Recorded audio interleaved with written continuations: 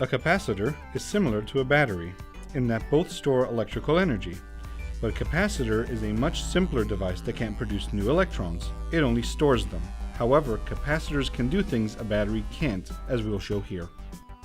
For the purposes of this animation, we'll focus on different parts of the current propagating through the wires at different times. When we close the switch, electricity immediately runs throughout the circuit. Although the convention is to think of electrical current as moving from positive to negative, electrons actually move from negative to positive, as we represent here with yellow particles. As you can see, the battery is not much good at powering this motor to lift this weight, because it discharges gradually, much more slowly than would a capacitor with the same charge. Here we'll learn why a capacitor is much better suited to such a task than a battery. Like a battery, a capacitor has two terminals, positive and negative. Inside the capacitor, the terminals connect to two metal plates separated by an insulator that keeps the plates from touching each other and allows them to hold opposite charges, maintaining an electric field. Capacitors can be useful for storing and quickly discharging electricity, so you can power, for example, an electric motor as we'll show here. First we need to charge a capacitor. By closing the switch, we create a circuit that includes both the capacitor and the battery.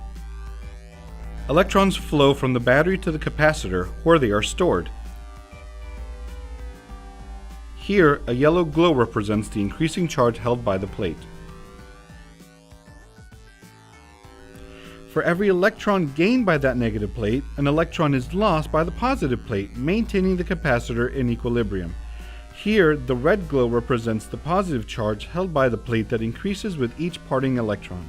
The capacitor continues to charge until it attains the voltage of the battery charging it.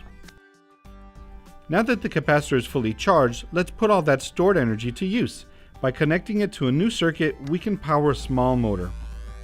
This electrical current powers the pulley to lift the weight until the charge dissipates. The electrons on the capacitor's negative terminal are drawn to its positive terminal. They rush along the path that leads there, straight through the motor.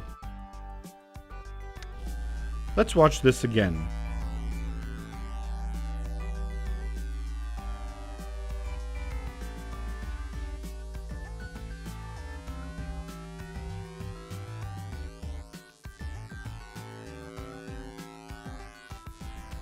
Even though the battery and the capacitor attempted this task with the same amount of charge, only the capacitor successfully powers the motor lifting the weight, because it discharges much more quickly.